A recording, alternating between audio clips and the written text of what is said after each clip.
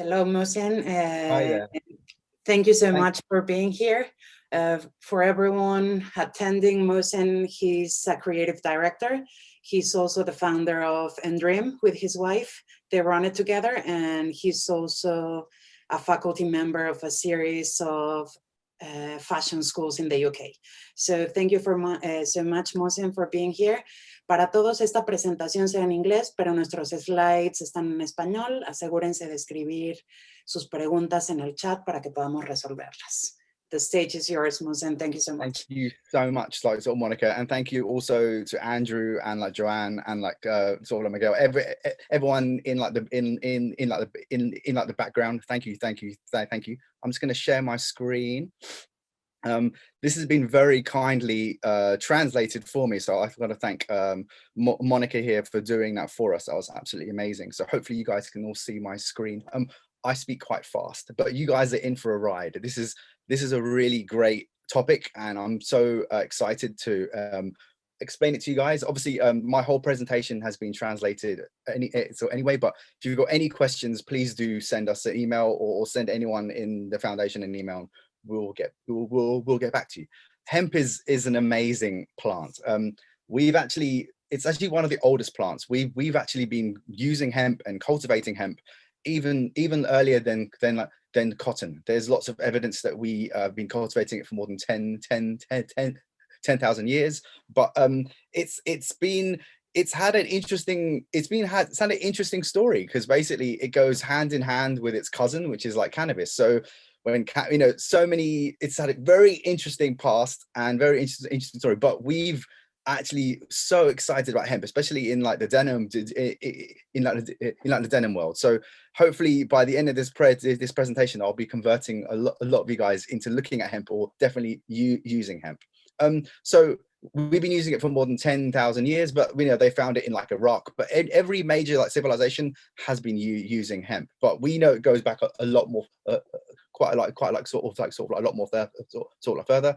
They found it in every major early civilization, including Mesopotamia in Iraq, the Indus Valley region, which is obviously Pakistan and India. So it's one of these earlier crops that we've been using. The amazing thing about it is it does grow in practically every single climate, and that's one of the reasons why it's also called a weed. So it's pretty cool. But I'll be talking through all of those things quite sort of early on. It's actually our Chinese friends that were the ones to actually cultivate it and you understand it more. So the first paper was made out of hemp. So our Chinese friends were the first to really explore it, and that's probably one of the reasons why a lot of hemp now is coming from China. But obviously you can get a lot of European hemp. You can get hemp all over the world, but it's our Chinese friends that have really understood it more, and they're the first to cultivate it properly and make it really mass product.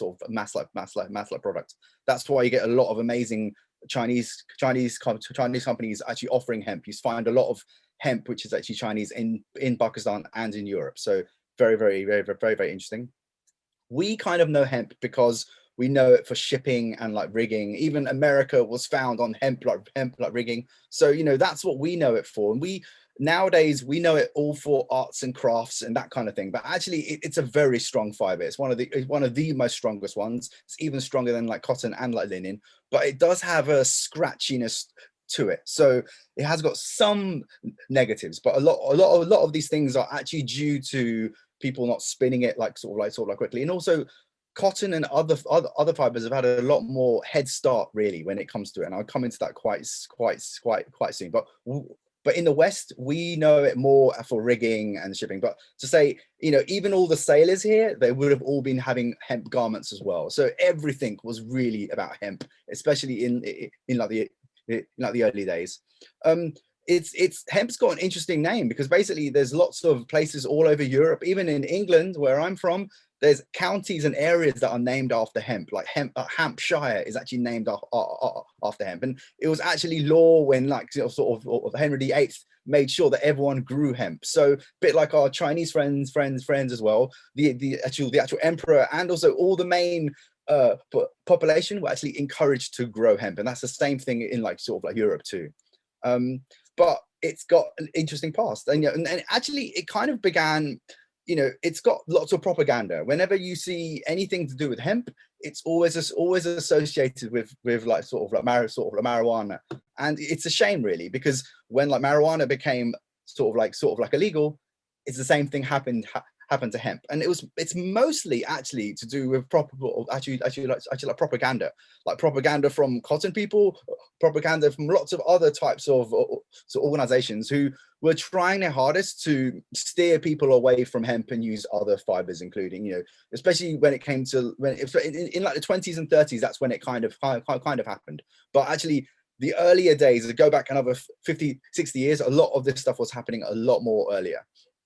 But nowadays, the kind of hemp that we use now is not the same hemp that we would have been using, in the 1920s.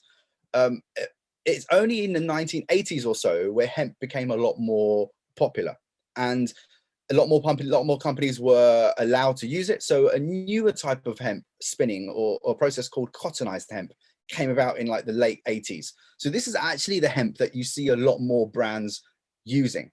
And I'll show you some examples, like sort of in a minute. So what exactly is hemp? Most people think it comes from the leaf. It doesn't. It comes from the stalk.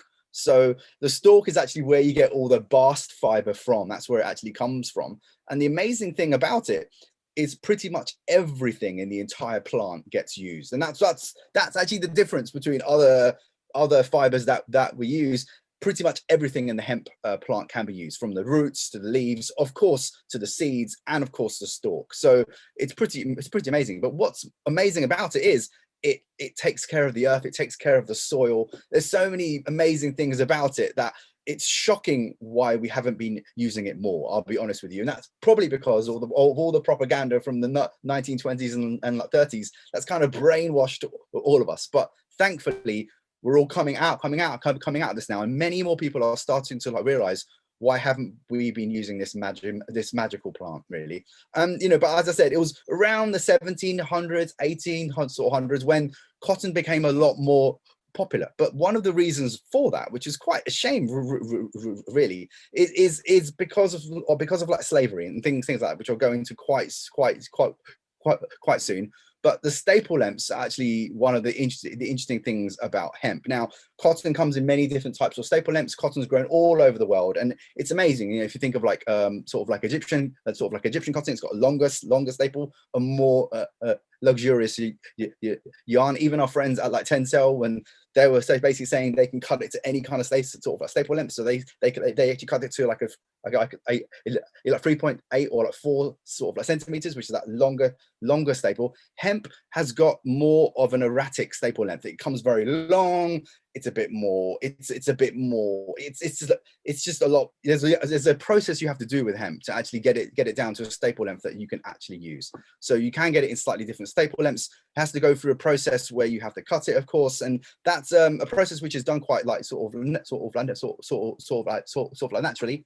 But it's an interesting thing to realize that hemp could be a very luxurious yarn, but you just have to have the machinery to process it, and that's the only thing that's been missing. Cotton, as I said, has had a great head start. Basically for the last 150 years, 200 years, people have come up with newer like machinery to basically spin it and brush it and to like twist it and pull it to make it as fine as possible. And we haven't had that technology yet in the cotton, in the actual hemp, in the sort of hemp world. So that's the interesting thing, is actually staple hemps. So as I was touching on earlier, cotton has got this isn't an anti-cotton presentation. I love cotton, but the interesting thing is you need to understand why we haven't been using hemp, and one of the reasons is because of actually slavery. So actually, when it was cotton had a very artificial price in the early days. So you could have a hemp field, you could get your workers to pick the cotton, and that's one of the main problems that we're facing now. Is actually,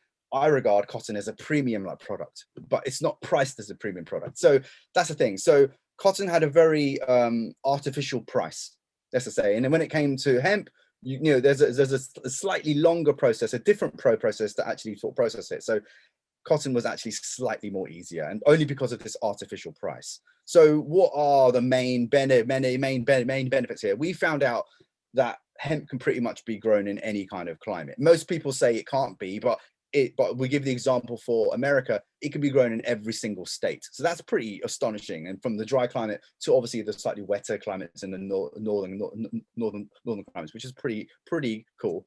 Something interesting that's happened quite recently back in like September. So only about 6 or 7 months ago, the Pakistani government basically legalized hemp. Now that has fundamentally changed everything. So these were the countries that were legalized or kind of allowed to grow hemp at this earliest, only about 6-7 months ago. So Pakistan, it should have been the green color, but it's not. So basically, it's actually an indication that if Pakistan has made it legal, you're going to see everyone starting to use hemp now. So because most of the denim production, especially in that part of the world, comes from Pakistan, India, or like China. So of course, if Pakistan has said they're actually legalizing it, it means full scale production is actually about to happen, which is extremely exciting. So what are the differences? What are the pros and cons, really? So hemp, it only takes 3 to 4 months to grow. Cotton takes 8 to 9. Obviously, this is like depending on climate and rainfall. Hemp doesn't really need any pesticides at all. Cotton, you can use pesticides. You can help the process. You can speed things up. You can take care of your crops or the rest of it. But the interesting thing is actually the fiber that's actually like created per meterage. So if you had the same amount of square footage for hemp and the same amount of square footage for cotton, of course you'll get tons more fiber per pound with actually if you use hemp, which is quite astonishing. But the most important thing is actually the water consumption. Now, hemp only needs, probably needs like 1/5 or even a quarter amount of the cotton to actually grow. Now, that's a statistic that many people have been saying. But even our friends at like Levi's, they average it takes nearly 4,000 liters to make a pair of jeans. About 2,000, 6,000 of that is roughly on the growing of the cotton part. So if you just eliminate that, if you eliminate that part, about 2/3 of the water could be saved if you used hemp, which is quite cool. There's a urban myth. There's an interesting story as well that the very first Levi's jean back in 1873 was a duck canvas. So it was a 2/2 or a 1/1, and there's a really it's like a love story that it could have been a duck canvas, a hemp origin garment. Levi's themselves have said that that's not true, but saying that, back in 1906 there was an earthquake in San Francisco, and that earthquake destroyed all of the Levi's archives. So they haven't got any historical evidence for that. So it could be that we might find this garment. We might find this lost garment.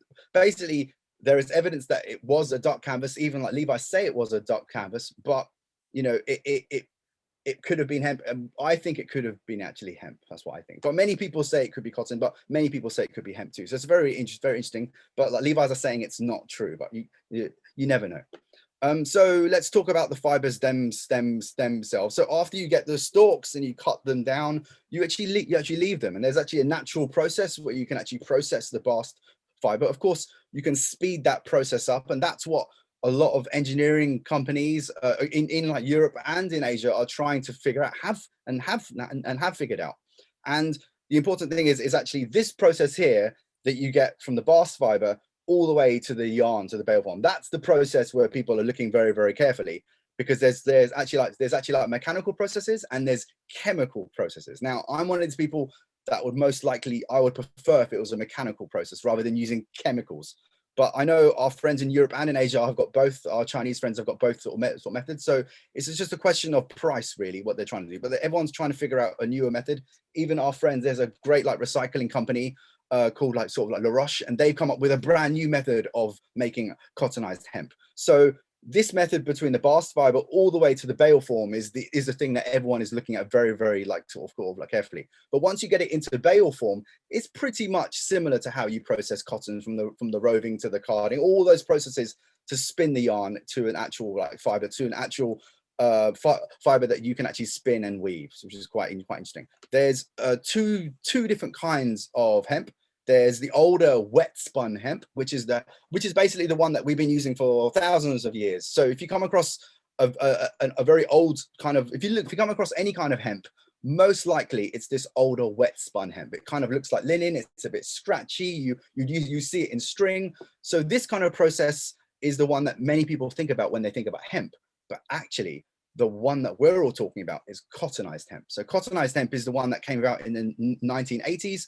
Basically, they've come up with a way of spinning hemp to processing hemp where, honestly, my God, you would never believe it. You would actually think this looks like cotton, which is quite remarkable, really. But the amazing thing is, the things that I've been finding about it is that when you use this kind of hemp and you use a mixture of the wet spun as well, you get denim and fabrics that look like they're from the 1920s. You know, they got the slubblier patterns. You know, it's quite astonishing, really, quite astonishing. So the newer type of hemp that everyone's talking about is pretty much the cottonized hemp, but you do get mixtures of the cottonized and the wet spun too. There's a video I would like to play.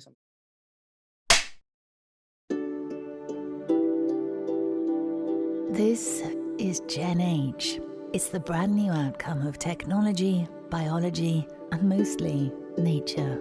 In other words, a combination of our latest technique and the oldest fiber used by mankind. Hemp is a sustainable raw material, environmentally responsible and biodegradable. Hemp requires much less water, grows very quickly, and uses minimal nutrients from the soil. It requires no synthetic fertilizers or GMO seeds. For over 6,000 years, hemp has been a miracle crop, and at Ulta, we believe it will be again. Well, okay, what makes Gen H so special? It's naturally antibacterial, antimicrobial, biodegradable, and now with our alchemy finish, it's super soft and gentle. Sustainability is business as usual at Ulta. We are the eco-modern generation who embrace past and present, conventional and unconventional, technology and nature. We are long-term advocates, and we see hemp as a vital link in the chain, moving towards a cleaner and greener future for denim. Join us with Gen H, our newest collection made with hemp. Slides. So what's amazing actually is I've been involved with hemp for the last couple of years, for the last 3 to 4 years, and I did a 100% hemp collection for NDL. I just released the collection also with NDL and like Tentel called Bast, like recast as well, which is quite astonishing. So there's been a lot of like development with hemp. Even our friends like Levi's, they did an amazing hemp-based collection back in like 1999. So this was a cottonized. This is a wet spun hemp, but it was amazing because it was actually 40% hemp. So even our friends at Levi's, they've been experimenting a lot with hemp. So a lot of these companies have been experimenting with it, but the main issue is it's just very expensive at the moment. So, you know, everyone wants to use it, and that's why you would never ever see 100% hemp gene yet. But every single mill that we know of is using hemp, and that's the amazing thing about it. Everyone is actually realizing that hemp pretty much has a fantastic future, especially when it comes to water usage, as well as, you know, all the benefits as well. So every single mill is experimenting with hemp. So it's very important that you ask lots of questions when you speak to any mill, and actually find out what they're doing. Find out if they're doing the wet spun or the cottonized, if they're using a like mechanical process or a or they're doing it with like chemical. Obviously, I would say always go with the like mechanical process, because we want less chemistry, especially when it comes to a natural yarn like this. So what are the main like learnings that we've learned from all of this? Obviously, we know that cotton has had a slightly head start, especially in like engineering and spinning.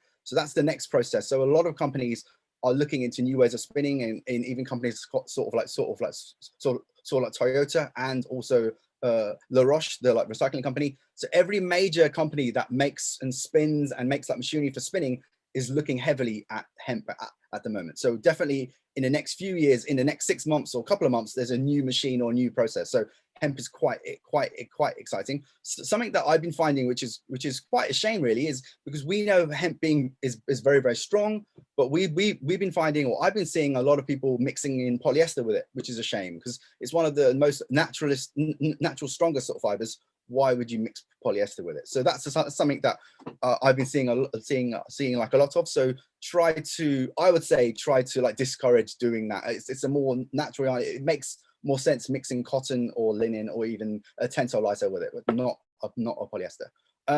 So what are the benefits? We've been finding it's antimicrobial from that great hemp video that we saw from Auto. It's antimicrobial, antibacterial. But what's amazing, which the video doesn't cover, is they planted hemp all over Chernobyl. So they found that it takes toxins out of the earth, it takes metals, takes horrible things. So hemp is a remedy also, which is quite remarkable for the earth to give back. So it's quite amazing what it does. But the amazing thing about it is that you know, if you're a like sustainable company and you want to offset everything that you're doing, most people just plant trees sort of everywhere and they go, we've done our job. Hemp actually, if you have 1 acre of hemp, it produces more than 25 acres of a forest, which is quite an astonishing fact. So you know, something to think about is maybe you should be growing hemp outside your factory to offset. So that's me. I hope that's been okay. But I hope you all enjoyed that, and I hope I'm in time. Perfectly in time. Amazing. Thank you, Mohsin, for your energy, for your passion at sharing your knowledge. This was incredible. Absolute pleasure. Absolute.